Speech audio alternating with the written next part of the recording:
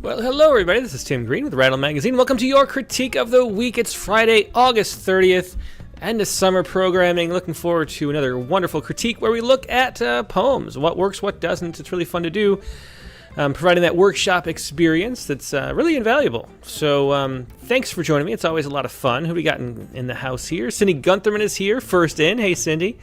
Winston Munn, Steve Harrell, Brian O'Sullivan is there. Brian O'Sullivan was in the episode of The Poetry Space, which just dropped an hour ago. If anybody would like to check that out on propaganda versus poetry. Jamie Thomas is here. Happy Friday, Jamie. Dee Coleman, Dr. Q, Nate Jacob, also part of the Poetry Space squad. We got Mark Grinier. We got Tara Meslick-McMahon, Hamet Malik, Amy Dower, Sol Orzano. Tom Barlow is here. Morgan Feeney had some wonderful poems last week, Morgan. Thanks for sharing those. Sharon Ferrante's here. Dick Westheimer. Hey, Dick. Shauna Gammons is here. Katie Dozier downstairs. Of course, the host of the Poetry Space, which just dropped. Like I said, had a wonderful episode yesterday. We screened it. We just released it on Poetry and Propaganda, which is so important, especially as you get those Poets Respond poems coming in during this election season. Make sure your poems are discovering something new. Chelsea McClellan is here. Tom Barlow is here. Monica Dobos. Ali Rowland. Cindy D, Matt TC, Holly E, Lisa Seidenberg, Rose, Denise Short, hello to you as well. Let's see, over on Facebook, always a shorter crew on Facebook. We got Laura Daniels there, we got Lori Carlson, so lots of wonderful critiquers here. Going to be a fun workshop, and we're going to be looking at the oldest submissions in the queue. And that is my cue. We should probably move on. But if you'd like to submit, if you'd like to participate in this, these aren't random selections from the submissions. These are actual poems that people would like to submit. Although the whole point of the critique is to give that experience of letting you know what we think. People always ask when we send all these massive, decline letters in bulk if you can get some feedback, and I can't give feedback, but we can if we do it in public and everybody gets to learn all together. We learn by hearing the feedback, we learn by giving the feedback. All the poems get better because of this. So if you'd like to participate, just go to rattle.com/critique and you'll find the link there to Submittable. You can submit 2 poems and have your poems up for discussion. So we're going to start, we're going to go through the oldest poems in the queue. We're doing a good job. When we started out going from the oldest poems, I used to pick things that were more, because they were interesting. Now we have a different format. We're picking, or actually I started at random. Remember I used to use the random button. That was a long time ago. I went to random.org and I used the list randomizer, and I took everybody who'd submitted and put that in there so there was kind of a drum roll and then who would be up for next week. Now we're going, because it built up so much that there was a year in the queue. We're going through the oldest poems first. Unless you're a regular participant, then I'll bump you up to the top. So if you want to get your critique in early, just come here and participate. But we're going through the oldest poems first. And the oldest poem right now is March 8th, which is not too bad. We were a year behind when we started going through in this way. We're trying to catch up, and we are up to about 5-6 months back. So that's pretty good. In the general question slot, so the poet this first up is Ahmad Al-Rawahi from British Columbia. And there's a question. There's a general questions box if you'd like to ask anything in general. And in general, Hamad says, I want tips on how the iambic meter I've maintained could be better, and any other type of constructive feedback would be good. So there you go. So think about the iambic meter as we look at this poem. And we have two. So one's a sonnet. The second one's a sonnet. The first one is a ballad. So let's take a look at this, and we'll pay special attention to the meter. Here we go. So this is the ballad, a ballad, the first turn in spring. The ballad, the first sun of spring. Sorry, I was looking at something else in the corner of my eye. A ballad, the first sun of spring. He shone in smooth ascend one morn, and oozed an amber hue, and then unveiled the lost vignette which slants from then withdrew. The hillocks grew as tall as spires, the crocus leaned ahead, the vehement processions above the brooks they went, and then above the meadows from which the winter clouds declared its snow relentingly to soften and abound. He thundered by so splashlessly plashlessly, as harshly as a sigh, as swiftly as the petals fall that landed on my thigh. So talking about just strictly the meter, I think that the meter sounds nice. I mean, I definitely heard it's 4-3-4-3 stanzas, that ballad form. He shone in smooth ascend one morn, that's 4, and oozed an amber hue, and then unveiled the lost vignette, which slants from then withdrew. And so the actual rhythm of it, I mean, it's in meter, and you can hear the meter, so there's nothing wrong with the meter. The issue is some of the things seem forced and archaic, and I think, people who write in form, especially early on, tend to have, I shouldn't say early on, but there's sort of a strain of poets who write in meter. There's this thing called the Classical Society of Poetry or something like that, which, has... sort of believes that poetry should never have left form, and a lot of the poems, if you look at that site, and I like the idea of more formal poetry, as I present all the time here, but with that idea comes sort of, for a lot of people, the sense of the language itself should be archaic, that we're sort of preserving like the way language was rather than how it is now. And I think the real key to writing in form is writing how we would speak now in modern English without transpositions and inversions and things being written backwards and shortening like mourn instead of morning. So we have this sort of archaic feel a little bit. And I would try not to use that. I try to use modern contemporary English, but in a form that's this that is actually in meter like this. And so I think a combination of the two. I think this goes a little bit too far into that kind of archaic type speech. So that's what I would say about the rhythm. I think the meter works well. But it feels a little archaic to me in the word choice and the way some of the constructions are set up. So we'll look about that more in a second. So I'm trying to get my screen as the right size so I can Google something at the same time. I was wondering that too. Plash? I'm not sure what that word is. Plash or plashless. That is a sound produced by a liquid striking something or being struck. So it's sort of similar to splash, but without the S. Plashless.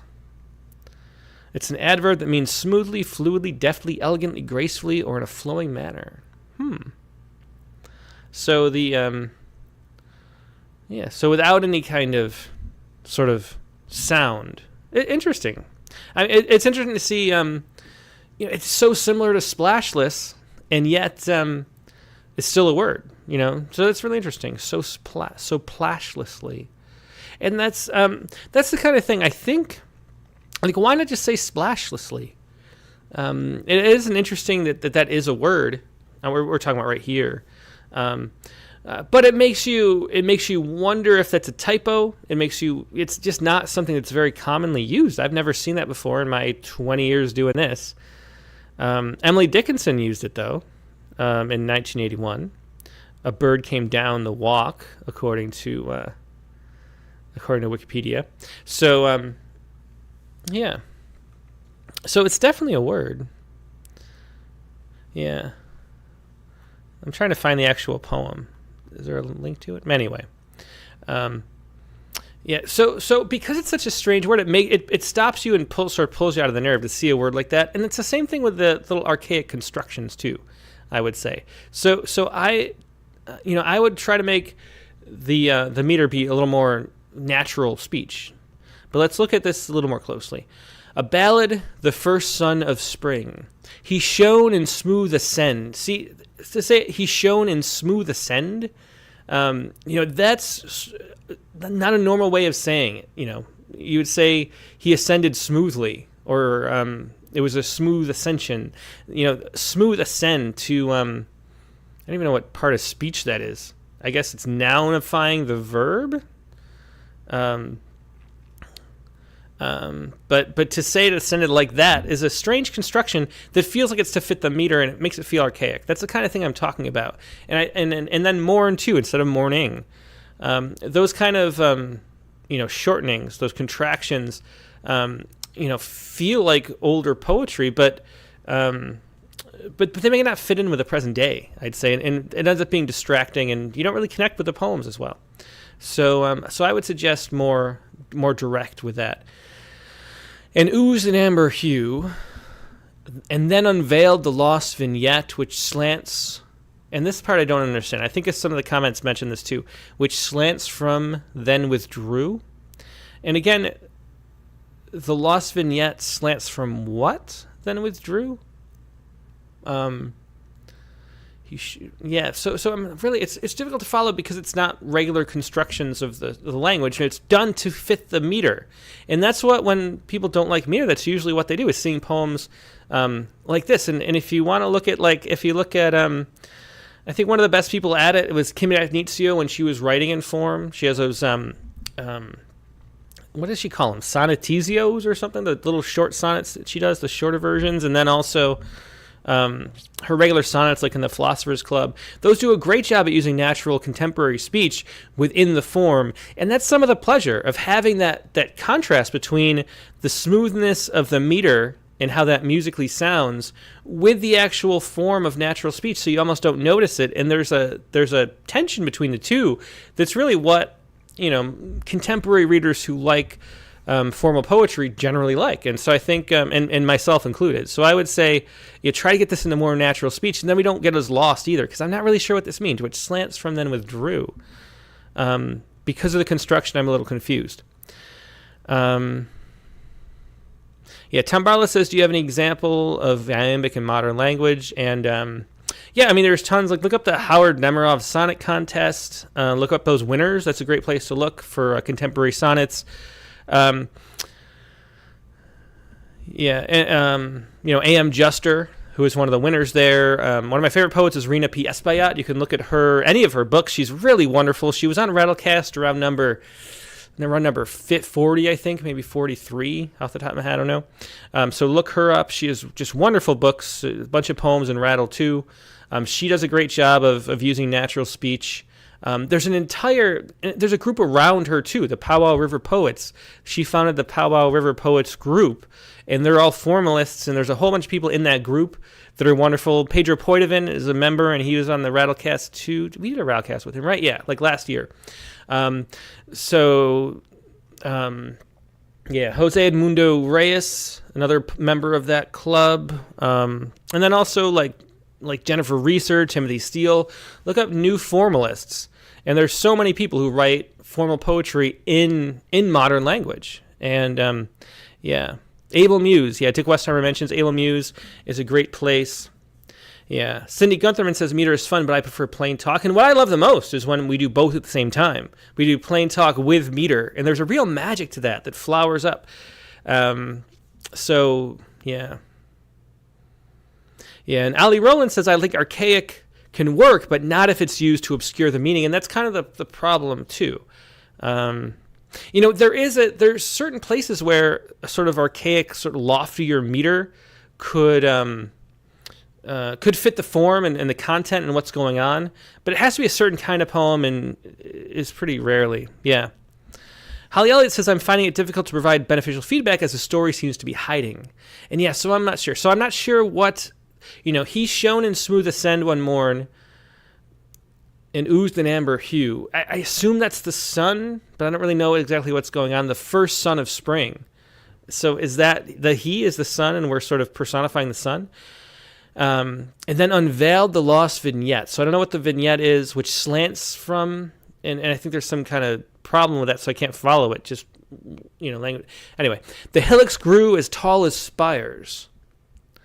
The crocus leaned ahead. So I like that. There's nice. I'm not sure why they're capitalized, but I like that the hillocks grew as tall as spires. The crocus leaned ahead.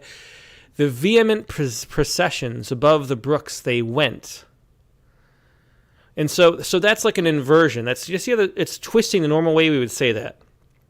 The vehement processions above the brooks they went. English is a subject verb object language, and so putting the verb at the end, above the brooks they went, is not a natural way we talk. We talk subject object verb, or subject verb object, and that's subject object verb, like it would be in Arabic or something, and that makes it feel Archaic, yeah. And then above the meadows from which the winter clouds declared its snow relentingly to soft in abounds. To soften in abounds. So we have all of these ways that the syntax is just not natural. I mean, I hate to keep going on and on over it, but it, to construct a sentence like this: above the meadows from which the winter clouds declared its snow relentingly to soften in abounds.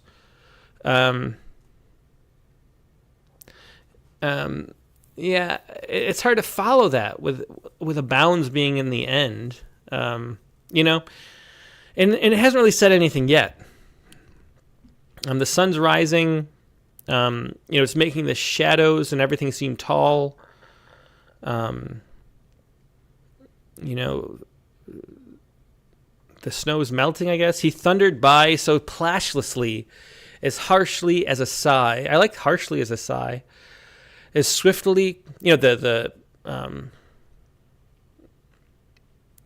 swiftly as the petals fall that landed on my thigh. And that's a very nice ending, too.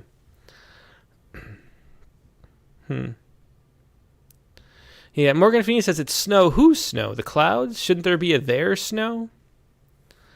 Winston Munn says the rhythm of ballad is mesmerizing, though, and it is. And this shows, I can be entertained by this poem, even though not really a lot has happened, and I don't understand a lot of, just on a very simple level, what the syntax is doing and what it's saying. But it's still pleasurable to read because of the really nice meter. So, yeah. Margarita, though, says too much archaic language, too little clarity of meaning. That's the end. But the ending is nice. He thundered by. It's hard to imagine the sun thundering by, but still, I like so plashlessly, now that I know that's an actual word, not a typo, as harshly as a sigh. I mean, it's really nice that the contrast of that, saying it's harsh and a sigh's not harsh, so there's the contrast of that, what it's saying. And then as swiftly as the petals fall, so we have that same thing, that, what's the word? It's not a paradox, it's not hyperbole, it's saying the opposite of what it is. But anyway, that landed on my thigh is a very nice. We had that image at the end, that completely gentle, that plashless thundering, and then that sigh-like harshness, and so we have this image of the petal drifting down and landing on my thigh. That's really wonderful ending.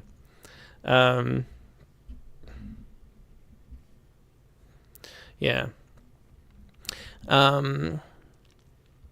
Let's see. PMB makes a good point, but in the day that Dickinson or Byron wrote, people didn't speak that way either. The problem is not unusual language. The problem is mimicking older poets, and that's true. And it's the same thing with Shakespeare.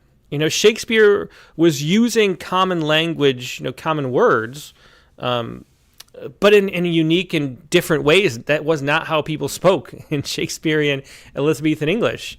And yet it was heightened, but it was heightened in a way that was unique and made itself interesting.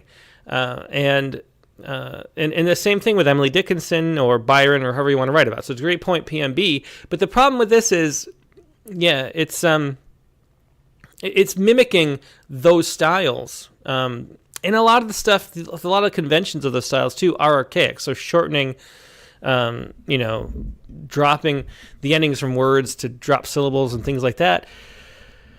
Nate Jacob points out, too, Shakespeare also invented a lot of words. And so maybe the complaint is more, it's not inventive enough. Matt TC says the problem is with borrowed aesthetics, yeah. But it's borrowing something that has this whole... history established. So it's different from doing something different in contemporary, Yeah. Hallie Elliott says, I'd be inclined to drop the capitalization on each line, but instead capitalize to match sentence structure. That's another thing. That's a convention that, used to be, and now the convention is more to not do that. Some people like it, some people don't. I think more people don't like capitalizing the first letter of every line than do at this point, and it feels off-putting to some people. It feels like sort of you're stiff, like you're crashing into like a wall every time you go back to the line. To more contemporary readers, but some people like it, and that's the kind of thing I don't mind. If you look through Rattle probably 1 out of 10 poems has the first line capitalized every time. And I think that's fine if it's a stylistic choice more than something really important, but do know that a lot of readers are turned off by it. Also, one of the biggest typos that we find is people who do capitalize almost every first letter of a line, but then forget like 2 or 3 within a longer poem, and then we have to fix those. So anyway. So I love the ending. Needs I'd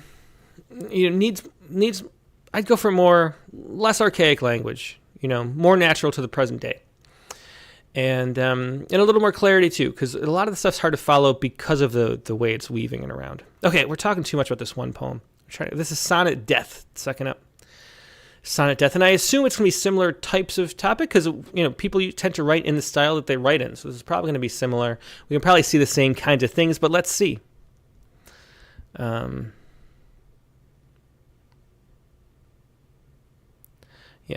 So, Morgan Feeney says these older poets might not have written in the common way of their times, but I suspect that it wasn't quite as jarringly sounding as it is to us. Maybe English has changed a bit over time. Yeah, I mean, English changes and grows and evolves too. So it's both things. I mean, there's sort of it's easy to say that it's not the same as it was, and it's easy to say that it's different than it was back then. So it was a heightened language, but it was more similar to the language of the day than it is now. To clarify that a little more, it was a heightened way of speaking. Poetry was said in a way, was presented in a way. The voice of the poet was something that was higher and loftier in general, and there are certain conventions that go along with that, and there are certain ways that are invented that go along with that, inventions of poets. But it was closer to the way people spoke at the time. The things that seem archaic to us, the similar, if you go back to all the hath thou type language, that has all dropped out. And so there's more similarity to, Shakespeare in the day than there is now. But Shakespeare was writing loftier than now. So the key is to write, if you want to write lofty poetry, write lofty poetry for the day, for today, not for 1600. Okay, so I hope that makes more sense, because I did sort of unclear about all of that. Okay. But let's listen to this poem next. This is, once again, the title is like sneaky on the other page. Sonnet Death. Shall I bestow this puckered face to death? For he could girdle such despair for us? Or should I haunt his underlings till dawn, and gorge at footmen at his place, at the dust to feel the doors rebound my strung-out soul? At every passing of the doleful sun, shall I endow my Baltic heart in whole? Or should I drift forever and outrun? But what am I without his splendor mere? His swoony disposition and reprise that flits around my docile head unclear as hollers of his presence in surprise. But what am I without his cozy soil that holds my solace deep below with toil?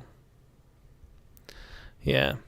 So, and so this too feels very archaic, especially as folks are pointing out with all the capitalization. Nouns, I think in German, am I right? All nouns are capitalized.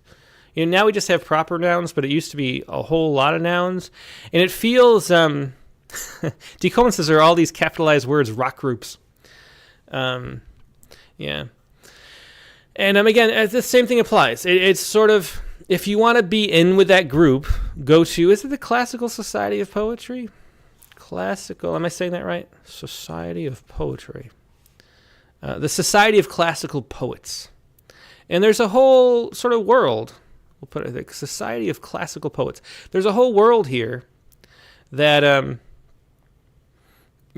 believes in classical poetry and thinks poetry went completely astray with modernism and postmodernism, and we should have never left, and so there's so a whole bunch of groups. So you can join that group and be in that, cast yourself in with this Society of Classical Poets and other people like that. There are other groups that feel that way, but for contemporary audiences, for the poetry community, as you could say, for Rattle's community, it's very it feels too archaic to really connect with, and I think that there's a I don't know, but I am more of a progressive type person in my personality and my taste. Like I like things that are new. I like pushing boundaries and finding the edges of things, and I think a lot of readers do too. So if you want to be in the sort of rattle area, the focus should be on getting the language up to date and a little bit more modern. Yeah. So anyway, so that was Sonnet of Death, and I think it's the same kind of thing. So we won't belabor the point too much and stay on this. It's just such archaic nature. It's written to fit in with the Victorian age. A good thing points out, PMB says, beautiful sonnet. I think it's good to practice writing in this way as to get a feel for classic poetry, but I also get a feel for weirder stuff like Berryman or Cummings. Yeah, good point. And Berryman or Cummings, good poets to look at as you push the boundaries. Yeah.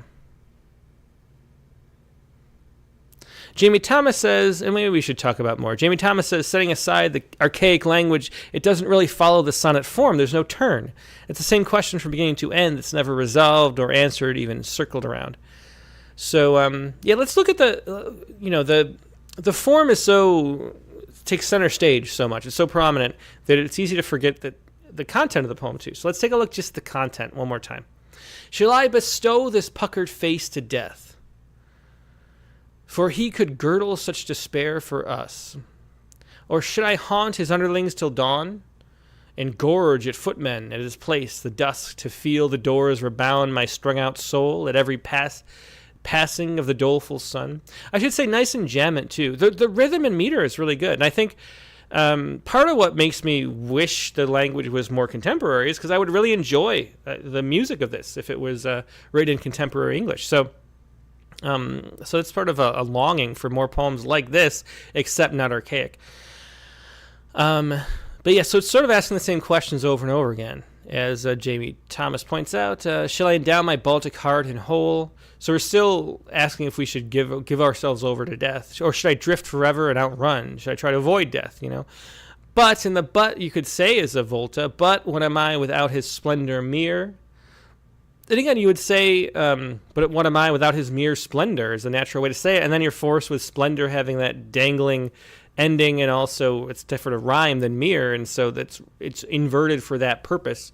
His swoony disposition and reprise that flits around my docile head unclear as hollers of his presence and surprise. But what am I without his cozy soil that holds my solace deep below with toil? And so we really haven't gone anywhere or done, since much. So should I try to outrun death? I could try to outrun death, but he's always here. But what am I without his cozy soil that holds my solace deep below with toil? And there would be no life without death. It's sort of there's just not a lot to take away from the poem, except for it's a clever way to say it in an old-fashioned way with some nice meter that, life wouldn't be meaningful without death, which, I don't know.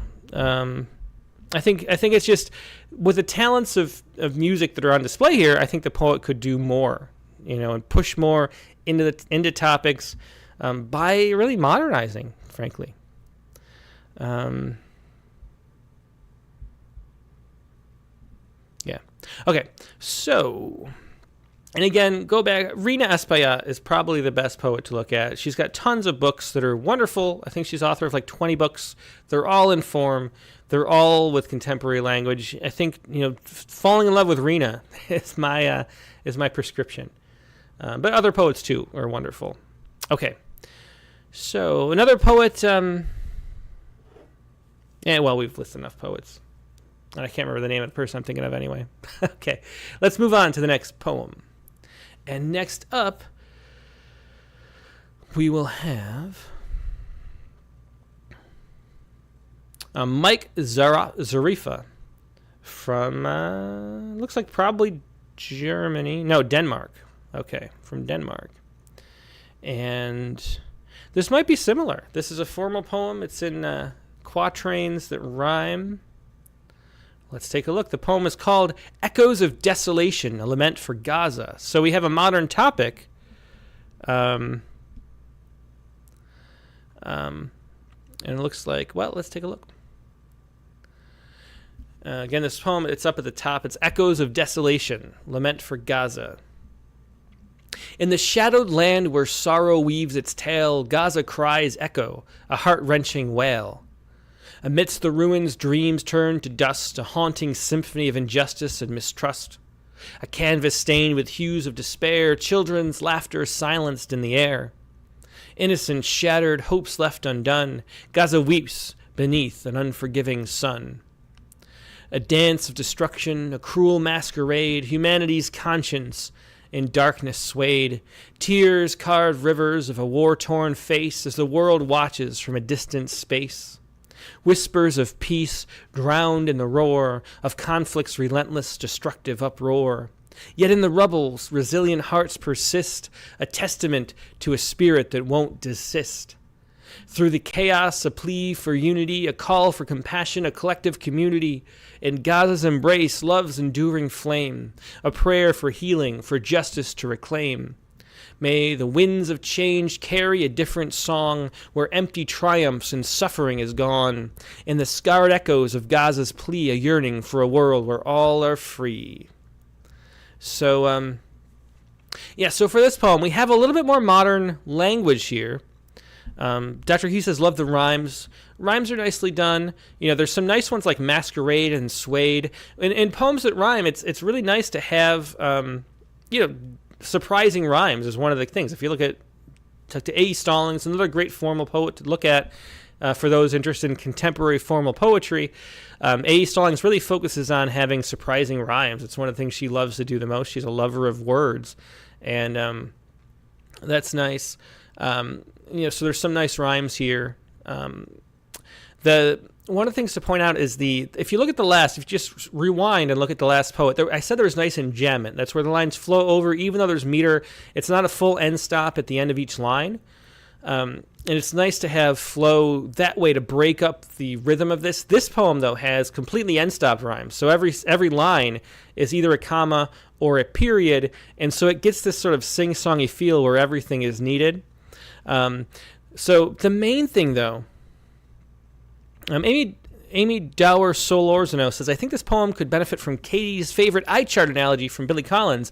This could be really effective if it starts broad and narrows to a heartbreaking image. And that's a good point, too. That's the idea that a poem is like an eye chart. We have the big picture, and we narrow down and focus like a funnel down into something really deep.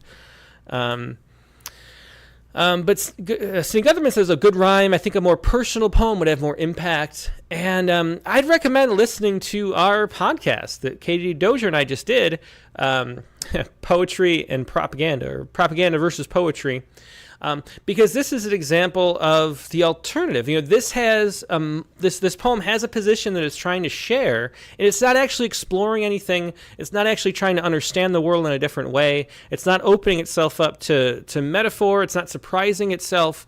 And really, the key to writing, or the goal of writing, is to surprise yourself, to find new ways to say things, new ways to understand things, new ways to look at the world. In that movie.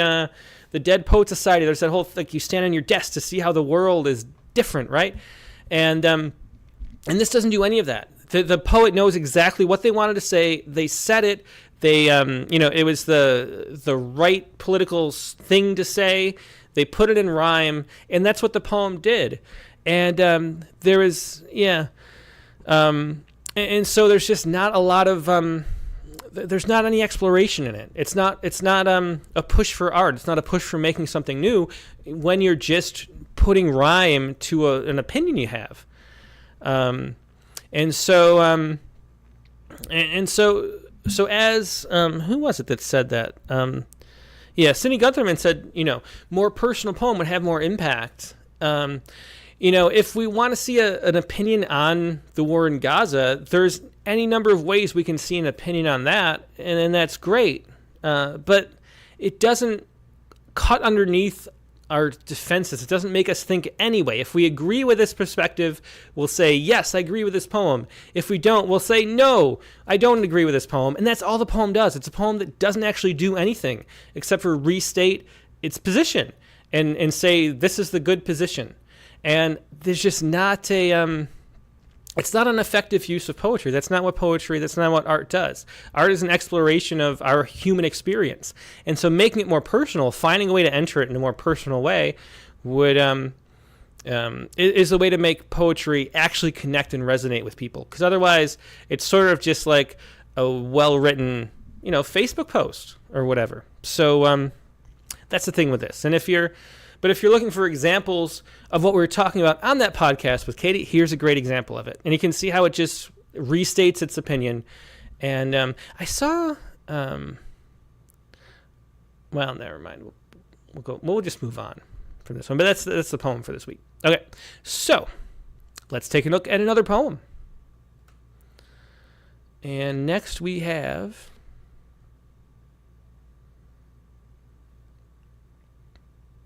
You know what? I think I'll actually share a poem because we didn't actually read this on that space yesterday, but we had it lined up. And see the difference between this poem and that last poem. And this'll it's the same topic, it's the same perspective, but feel how much more you feel when you're reading this poem. And Mary King says, is there a place for poetry like this? Just Facebook posts? I think I'd say so. I don't know who. I don't know. Well, maybe if you listen to the end of the podcast. But anyway, let's look at this though. This is just an amazing poem. But when I read this poem, feel the difference in how you feel. How this poem actually makes you feel. How it engages and connects. And we'll talk a little bit about why. Okay.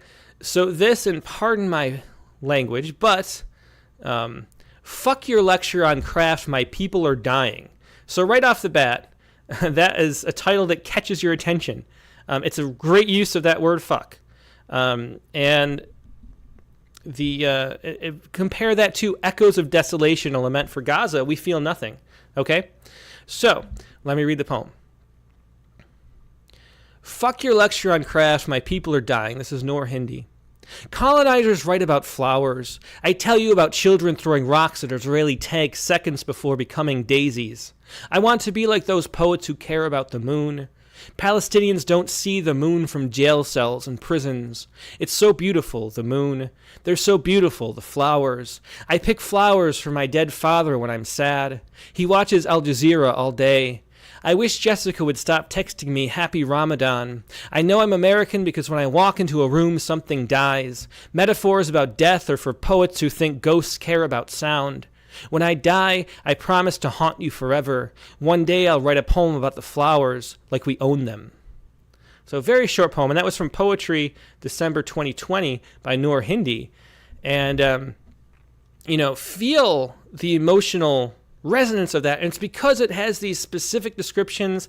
It pushes itself forward. It surprises itself. It plays with this concept of, fuck your lecture on craft, and it does it in personal ways. That line, I pick flowers for my dead father when I'm sad. The personal, when Cindy Guthrie was talking about turning to the personal, there's the personal. We have the specific too all over the place, and so this is a great poem. This is a poem that sticks with you and moves you and changes you when you read it, and a poem that has, and it's because it pushes itself, it becomes personal, it moves in and out of things. It doesn't just tell you, Gaza, there's people are suffering in Gaza, and let's end the war, and just has that like a political slogan. It's not a political slogan. It dives into the personal, and it does it in just a few lines. So look at that as a model. If you're going to write a political poem, these are the ways to do it. This is the kind of poem that people are going to remember, and that nice rhymes with a political opinion that people can agree with doesn't really add a whole lot to the discourse. I talk about Lester Graves Lennon says, I don't like to add to the noise. But Facebook tweets and Twitter tweets are just sort of adding to the noise of everybody talking. And that's what poems that don't do the magic of poetry are doing. They're just adding to the noise. In a poem like this, where you can feel the anger in this poem, as Winston Munn said, that's what actually changes people and affects people, and that's the actual power of poetry. So focus on doing that, and that's by being specific, being personal, surprising with your language. And there's so much you can point out in this poem, and great political poems do things like this. There's a ton of examples of them, but they're not just political opinions put into meter or any other form. It's something completely different. As Amy Dower Solorzano says, you can really feel the personal investment. And that's the whole thing that spun up this off, because Cindy Guntherman said, make that poem more personal.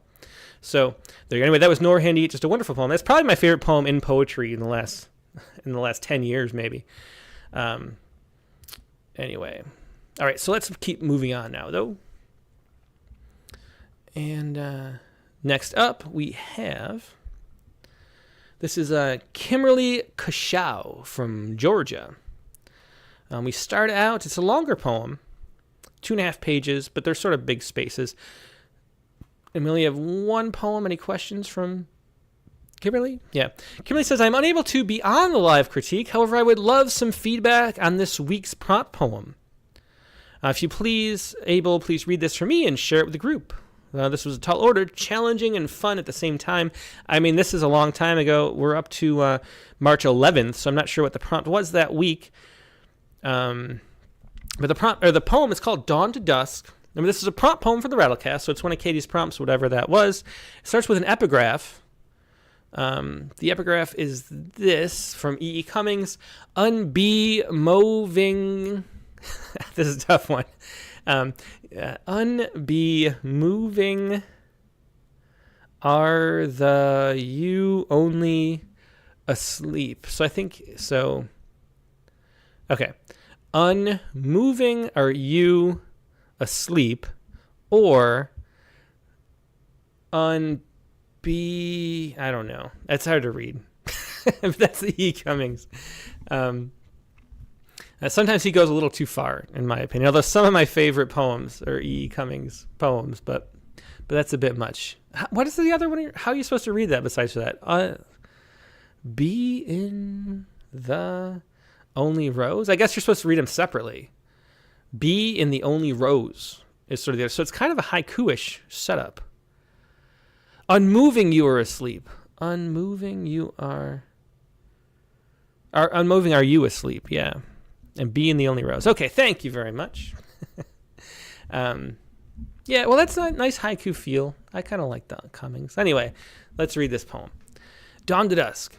In the garden of beginnings, a new song, humming bees, the world lies cradling potential in its palm, unmoving, dreaming of what's to come, in the womb of dawn asleep, promises yet unspoken where existence is only. A blush of life, crimson heart beating strong, blooms a rose, eagerly awaits the journey to be sung. Are you? The flicker of tiny wings hold close to your breast. Are you the nectar as it tiptoes around the truth of the beehive? Thick thistles, a stem of thorns, but graceful as the rose, alive with magic in the bright watercolor sky in a world unmoving. Laying on our backs, stretched out like a giraffe reaching for the acacia leaf, the only beneath the animal-shaped clouds is a watchful eye asleep. Warmth of the breeze that carries a favorite bedtime story soundly asleep. Hush, silent inquiry hangs in the air, a peace in this stillness are you. Hearing the buzz of bounty through the silence, for only the secrets of the cycle shared with the bee, suspended in the amber time unmoving, stands the rose. Raindrops fall through the lens of the rose, petals that spread and stretch like arms as we drift asleep. There is beauty in the resilience of just being unmoving. Are you aware of the delicate balance between holding on and letting go?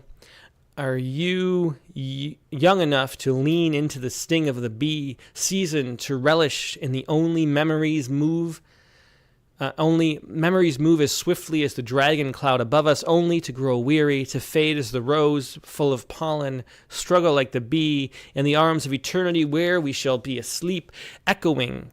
Are you at peace? Are you the whispers of air pirouette unto oblivion, all that is unmoving? A final ode to the setting sun, never-ending smile unmoving in the end. Do we understand the question only to become one with letting go? Are you blowing away from what is come? Petals drop from the rose, bowing its head, where we all eventually rest asleep, returning to where it once began, solace in the earth, searching for the queen bee. Unmoving, the rose hums, only in letting go, whispers us asleep. Are you like the bee, sharing a final moment? Yeah.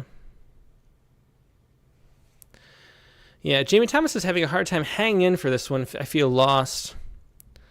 Yeah. So as Winston Munn says, we're staying on the E line of the chart too long. Where's the XYZ? Yeah, and so the thing I'd say about this poem, so this was the golden sestina concept. And we have both. Yeah, so we have the end lines of both of these poems in there. So it's interesting the way it weaves itself. It has both, well, bees unmoving asleep only, rose you. Bee unmoving. So we just have some of the words. That was the challenge for the week. It was a golden sestina, we called it, and that was to use some of the words from an epigraph as the 6 end words of a sestina. And so that's what it does. It picks interesting end words. Tammy Greenwood said, so many beautiful images being diluted a bit, and PMB says agree, it can be reduced. And that's the thing. I think the topic, the poem doesn't fit the length of the sestina form as it stands. We sort of are repeating ourselves a lot in this poem. We have the six stanzas of the sestina, and they sort of all say the same thing over and over again. So you kind of get lost in the repetition. And I think if the poem is gonna work, like this, it has to have shifts between what the bees in the unmoving and the sleep and the only and the rose and the you are doing. And so the trick of the sestina is to make those things surprising every time they come up and be different ways. So Maria Alberg says, can you really say rose is an interesting end word? And I think you can use it like the past tense of rise. There are ways that you can do that. I think when we pick the end words of a sestina, I can't remember who was talking about it, but somebody was talking about how nice it is to use, one really strange word, and then a bunch of other words that are sort of easier to repeat and transition on. And those are the kind of ways you pick words. And so I think Katie Dozier had a sestina. What was the word? There was a really unusual word. It was like restaurant. Yeah, restaurant was in there. And so it lets you sort of return to a restaurant every time, but it was a different restaurant every time. And that was a way that it, that it kept the poem moving in a way, because you always had to come to a restaurant but have it be used differently. And that's kind of what's missing here. Dick Westheimer says, Erica Reed is a master of the shifting sestina. If you can go back and look at her episode of the Rattlecast, she does have these sestinas where each stanza is its own isolated sort of world and poem. And so it becomes a sort of series of vignettes using the same end words, sort of around a theme.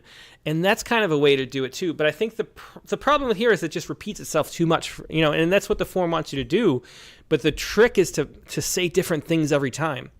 And so there's a lot of, as other people point out, a lot of great images in this. It's a really interesting, poem to spin off of. But we have to do different things. So we have, we have the garden, the humming bees here. We have the flicker of tiny wings, so it's just always coming back to this bees and the rose. We have to find a way to come back to different things. So, yeah.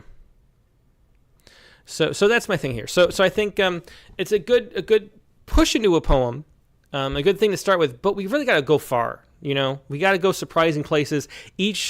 Every time we come back to the words, they should be used in a different way about a different thing somehow. And that's the real trick to making a sestina work. And so it just doesn't go far enough. It doesn't surprise us and push off into different directions enough. But good use of language throughout the poem. So this is sort of a take what you started with, find your best section, and then make the other ones sort of really surprising. Yeah. Okay, I think we're going to move on, but thanks for sharing this. That was Dawn to Dusk by Kimberly Kashow. Let's take a look at another poem. We got a little bit of time left. Next up we have Kate Potter. Okay, so Kate Potter's from Pennsylvania. She's not someone who participates live on the Rattlecaster Critique of the Week, but she does give a lot of feedback. She's one of those people who replies to a lot of the poems we publish on our daily poem. A lot has nice things to say about the current issue. I remember an email from that just last week. It's really, Kate's one of those people who make my life feel more positive by balancing out all the criticism of being a publisher with a lot of nice emails that Kate sends. So thanks for that, first of all, Kate. That's Kate Potter. This is from March 21st. Kate wanted to know, I paid attention last Friday to how to submit for upcoming critiques, so here I am with something real short. Okay. So we have 2 short poems here. Winter 2000 is the first one. Let's take a look. Winter 2000. To think this season might come at me sideways, beguiling my heart with an autumn untouched by ice.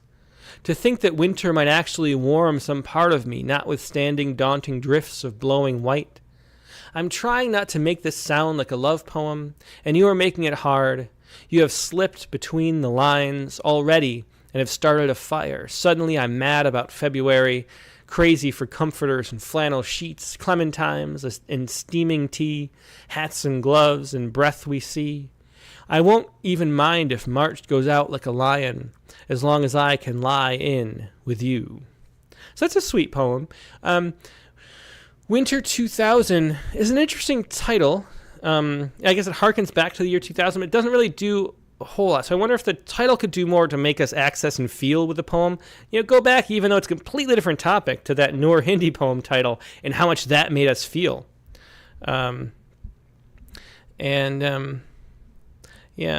And so how can you make a title that sort of is as much of a poem as the poem? That's one of the things we can do with the title. So the title, it sort of is a label, and I guess it's the year 2000. There's no significance to the year 2000 for me. I mean, I was in college, and there's personal significance to that year, but in general, it was the year before 9/11. I don't know. So it feels like it's an unnecessary label for that. And then the winter, it's just sort of a label title. The title can do a lot more. So I like the beginning. I like the way this poem kicks out, though. So the title leaves some to be desired, but the beginning starts out nice. To think this season might come at me sideways, beguiling my heart with an autumn untouched by ice. There's a nice rhythm and a nice sound to that. An autumn untouched by ice. That the alliteration there. To think that winter might actually warm some part of me.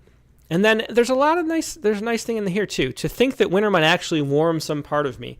There's a sense of why do I need to be warmed? There's sort of a mystery that builds with that, and it's a direct, simple statement too that has a lot of energy to it. So I like the first few lines. Notwithstanding daunting drifts of blowing white. The notwithstanding, I think, takes me out of the poem a little bit. I would rather just jump right into the daunting drifts of blowing white, but I'm trying not to make this sound like a love poem. I like that too. I like the directness of that. I would say maybe, but you make it hard. But I like this transition too, and I like the way that that's a turn in the poem too. Like and so it's a nice. When we talk about a turn or like a volta, that's the kind of way that you do it. You can feel the way that the language, even though it hasn't been set up very long, there's a certain sort of register and a tone that this first section has. And when we go to, and you are making it hard, I'd say a little bit more directly, but you make it hard. But there's a shift in the way that the poem feels at that point, and we're directing it now as a direct address to the you, and I think that works really nicely. So I think structurally at the top, especially, this poem works really well. You have slipped between the lines already and have started a fire. Suddenly I'm mad about February. I think this is where the poem sort of loses its thread. It doesn't have the same energy, and you can just see on the page the lines start to get really short, because it feels like it's sort of being forced out instead of, and I think this was a false turn. It's just somewhere we shouldn't have gone. So I like that, but you make it hard. We're sort of trying to find some traction again. You have slipped between the lines. Already you have started a fire. And started a fire, we could go into starting a fire in the winter and the kindling and make us feel that fire, but we just started a fire kind of as cliche-ish by itself. And then suddenly I'm mad about February. In the mad, we're not really sure where to put it. And then we understand then crazy, like obsessed with February, crazy for comforters and flannel sheets, clementines and steaming tea. And those are sort of, they're not really cliches, but they're sort of bordering generic type things. So we lose the surprising elements of the poem. And you can feel the poem has it's sort of stopped surprising the writer at this point. And I think it's because of that false turn of like having started a fire. We want to go somewhere else that's surprising us as we're going. So I dig more into the why are you making it hard? Like you are making it hard. Think of more personal, direct, visual, concrete examples of how you're making it hard. Whether it is starting the fire, and how you balance the kindling and blah, blah, blah, that type of thing. Or the look you give me from across the room or the when you come in from the snow, like push into actual memory and detail at this spot. We went sort of a general when we should have like dove into that you and been really personal. I think the poem would have worked really well. It was a turn the poem wanted to make, and then we just got abstract and general instead. And I think, so that's the pivot point where the poem kind of lost itself. There was something, it was Dick Westheimer pointed out. I think I saw it, but I can't find it. Yeah. Where did that go? There it is. So Dick Westheimer says, I'm not a fan of plays on words. Lie in lion. What about you all? And, yeah. Rose says, I really like this, though the lion lie in bit feels a bit clunky. But then later on, Winston Munn says, depends how well it's done, Dick.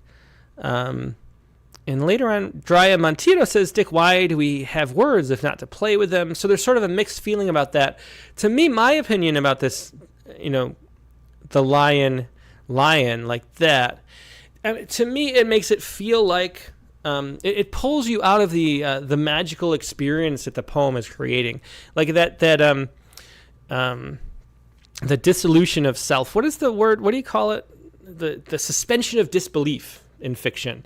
Where you're reading a book and you forget that you're in a room reading a book because you're so engrossed in the book. That's the feeling that we have within the speaker's voice of the poem. We're sort of lulled into this dream by the music of the speech of the speaker's voice in the poem. And when we have that wordplay, it pulls you back into the fact that you're reading a poem in a way that ruins that emotional connection. So in a poem like, we had E. Cummings. E. Cummings can play with stuff like that, and his poems are a little different, and they're not my favorite poems of his. I like his when he's more straightforward. Anybody lived in a pretty how town. I love that. I love a whole bunch of his other poems. But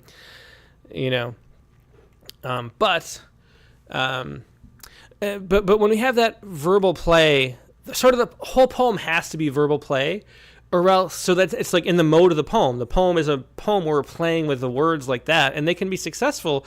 But when you have some one-off moments, it makes that suspension of disbelief collapse, and we're back at as somebody reading a poem again, and so we lose the emotional connection. So that's what I'd say about that, because it's not like full of that. It's not all about that, and then the poem becomes about that too. Like if you want to write a poem about playing with words, playing with words is great. But if you want to have a poem that's sort of trying not to write a love poem in the winter of 2000, then it's distracting from the actual emotional space that you're building. So that's what I would say about that. But I think the whole poem took a wrong turn. I think it wanted to go in through personal detail and be more intimate, and instead it pulled back and became less and maybe shying away from itself. Yeah. Well, I should say, if you haven't clicked the like button yet, please do click the like button. There are twice as many people watching right now as have clicked like. So I'll just say that. Because when I say that, we get another like, a few, and then it spreads better. Okay, let's look at the other poem, though, from Kate Potter. A Celebration of Losses. It's a very short one. To count them is pointless, but celebrate? Why not? They open me, like cutting open a piece of fruit, clear through to the stone, bearing its heart to the elements, that it might grow into a new fruit-bearing tree. So that's nice. A celebration of losses. I think I'd be a little bit more with the second line. I like to count them as pointless, but to celebrate, why not? I would say, but why not celebrate them, to keep it one question? I think it sort of slows the poem down a little too much to do that. But then they open me, like cutting open a piece of fruit. And why a piece of fruit? You know, that's sort of extra language. Why not cutting open fruit, clear through to the stone, bearing its heart to the elements? And bearing its heart to the elements is a little cliche. Could we find a metaphor, something more original for this spot? That it might grow into a new fruit-bearing tree. And we repeat the fruit here. I don't know. I like the thought, but I think there's two spots here and here where we have an opportunity to be sort of surprising and original. So the key to this poem would be finding interesting metaphors to fill in these spots. This reminds me of a poem. It was the poem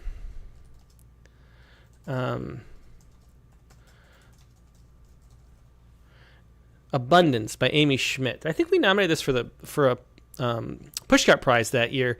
It's sort of a similar feel to this poem, which is in memory of Mary Oliver. Let's read this and see how this is done a little differently, how the poem keeps itself strong in a way that Kate's poem would be improved by if we just maintained this feel. So it's a very similar size poem too.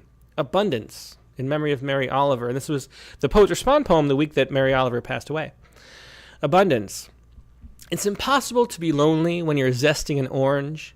Scrape the soft rind once and the whole room fills with fruit. Look around. You have more than enough.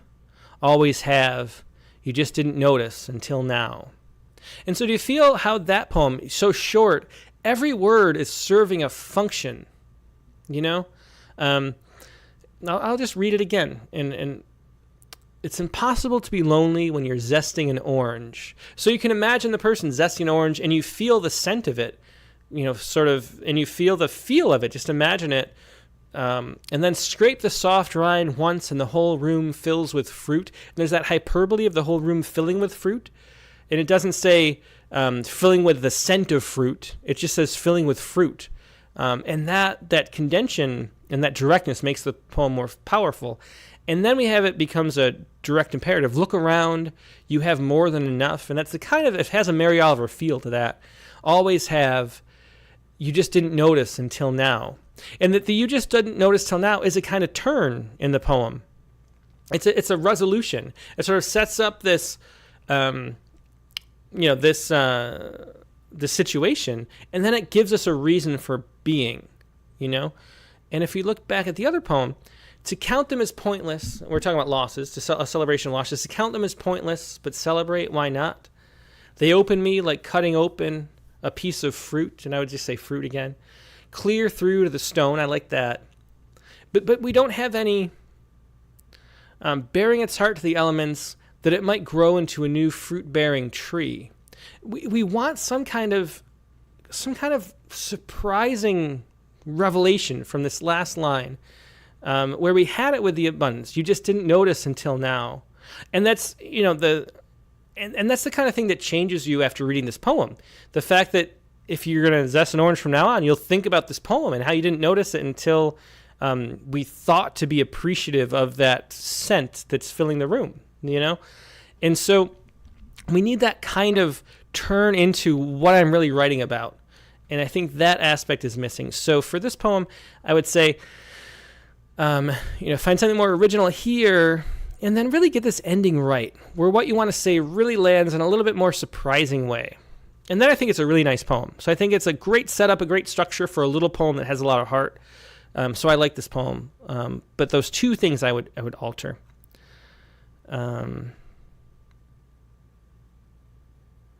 Yeah.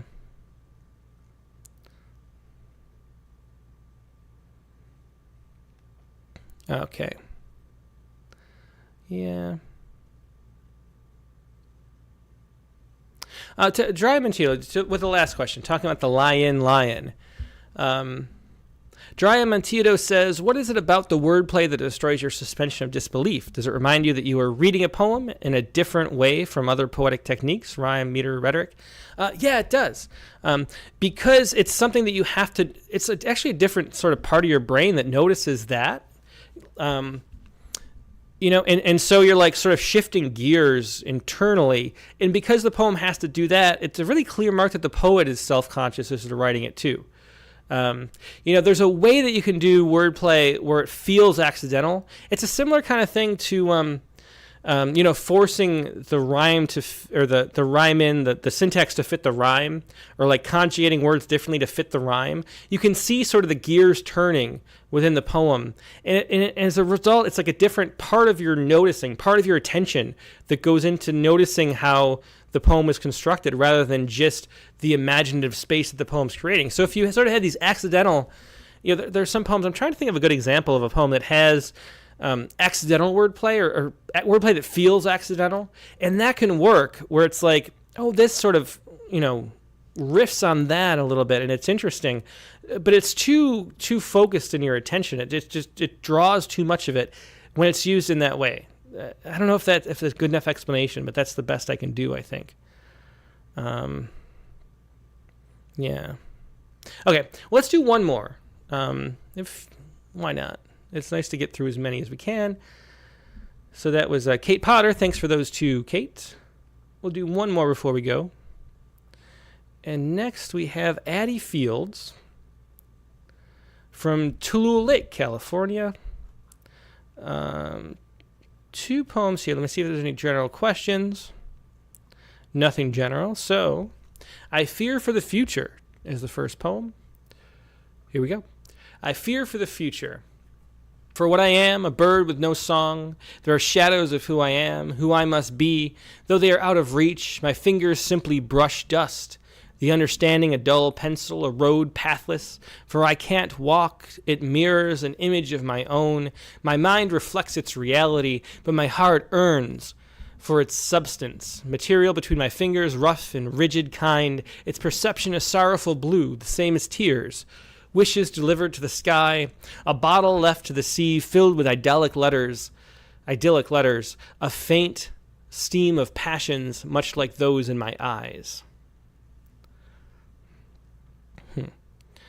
So for this one, I fear for the future. I think when we have, it feels like it has more of a connection in the first half than the second. To me, it sort of feels like it loses track of itself almost.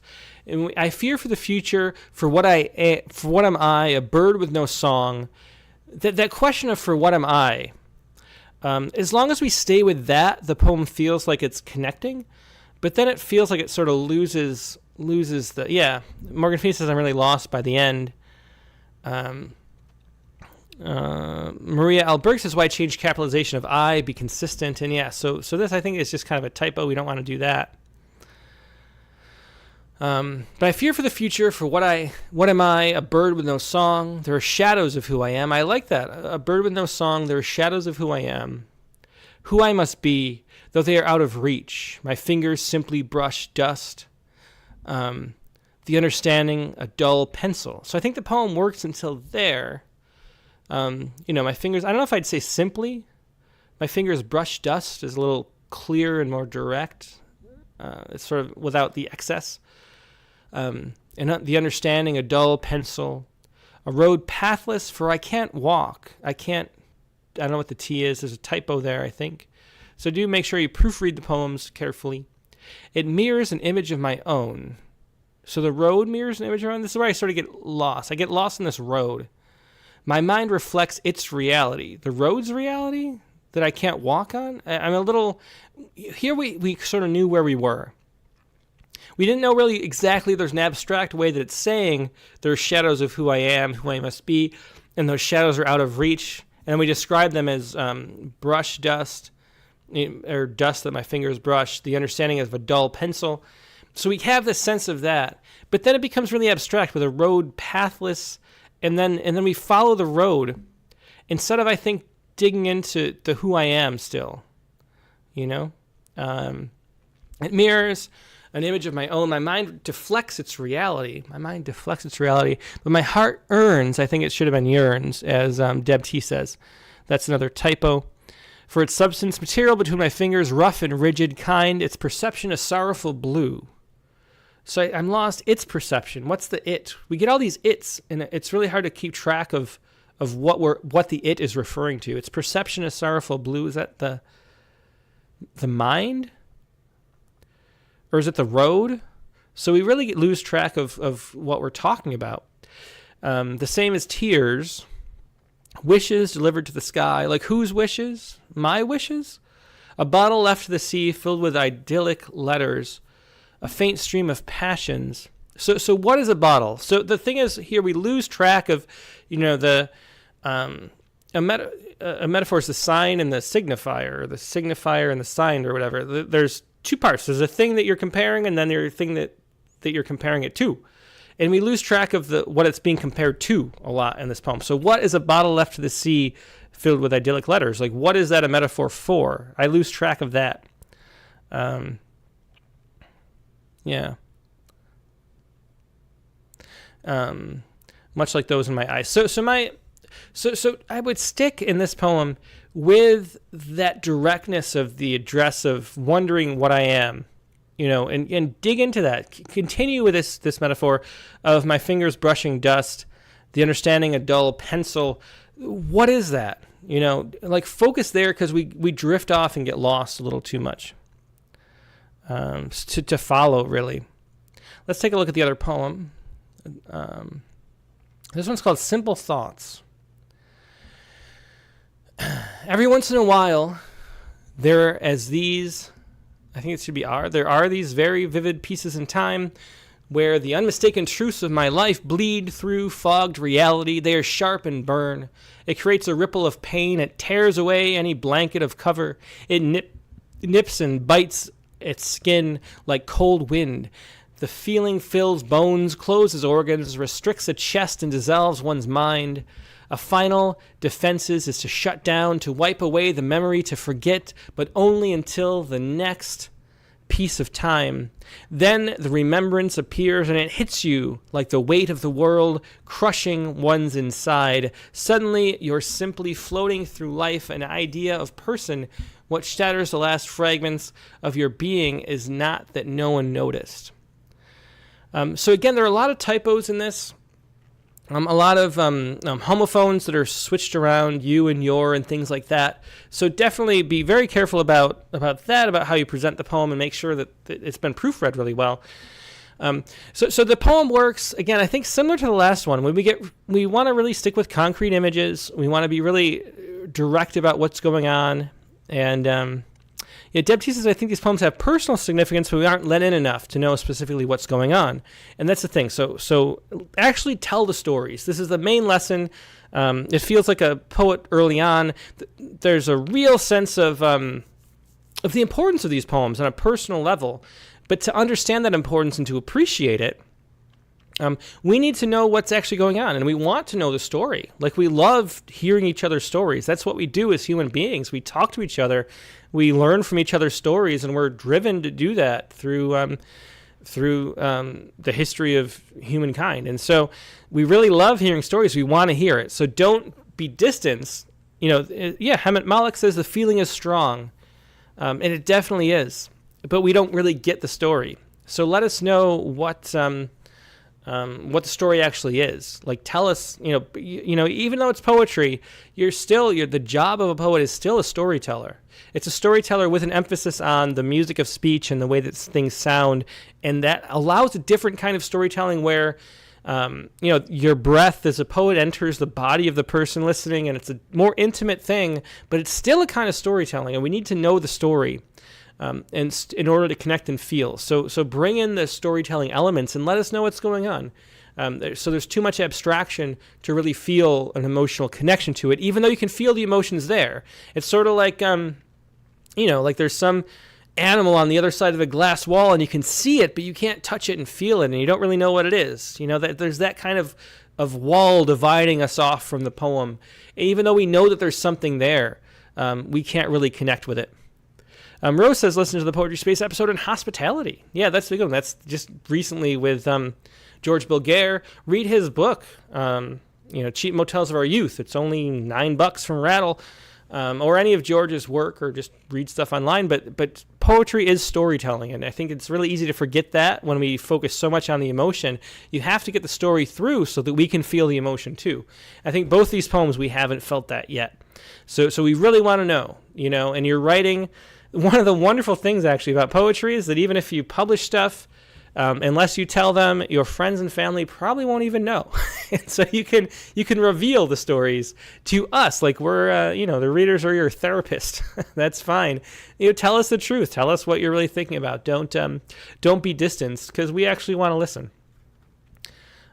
So that's it. That'll wrap it up for the critique. Thanks, everybody, for joining me. It's been a fun one, as it always is. It's really one of the highlights of my work week.